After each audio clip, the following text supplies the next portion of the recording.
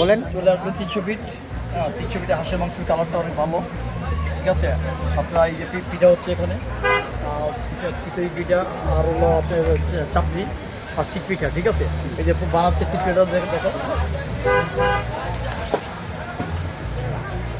কাপড়ি পিঠা, চাপড়ি পিঠা ওইটা হচ্ছে সিট পিঠা। আর এখানে মাংস, ঠিক আছে। স্টপ করো, সাইডে স্টপ করে রাখো, সাইডে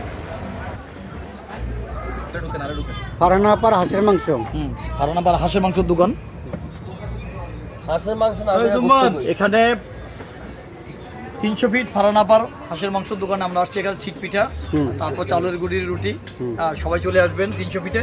যদিও রাত এখন 12:30 বাজে, প্রায় 12টার উপরে বাজে। চলে আসবেন, সবার দাওয়াত রইল। আল্লাহ হাফেজ। টাইম কয়টা? আল্লাহ হাফেজ। কি আমরা বন্ধু রাইছি না? 12:30 মতো লাস্ট টাইম। আল্লাহ বন্ধু রাইছি না? এটা ঘুরান। হ্যাঁ, এই যে আমরা যারা আইছি আমাদের দেখবো না? হ্যাঁ, বলো কথা বলো। এটা মাসুম ভাই ফারহানা আবার রেগুলার কাস্টমার। আমরা আমাদের কুদ্দুস ভাই ফারহানা আপার মাংস খুব পছন্দ করে। কোনটা? হাঁসের মাংস। হাঁসের। কোনটা দেখছেন? আমরা এই আপার ছাড়া মিজান আবার খায় না। মিজানের একটা ফ্রেন্ড, সবসময় এই আপার রান্না মিজান না, পছন্দ করে। রান্না ভালো, আর রান্নার হাত ভালো দেখে, রান্নার হাত উনি এসে দেখে গেছে কতবার যে আমরা রান্নার হাতটা দেখি, খুব ভালো রান্না হয়। সেদিন আমরা ওখানে গেছি, ওনাকে চলে আসি, আমরা আবার আসছি আজকে ওনার কাছে খাওয়ার জন্য। মিজান বলো তোমার নতুন দুজন সদস্য যোগ হয়েছে, বকলেশ্বর রহমানের আসি রয়েছে।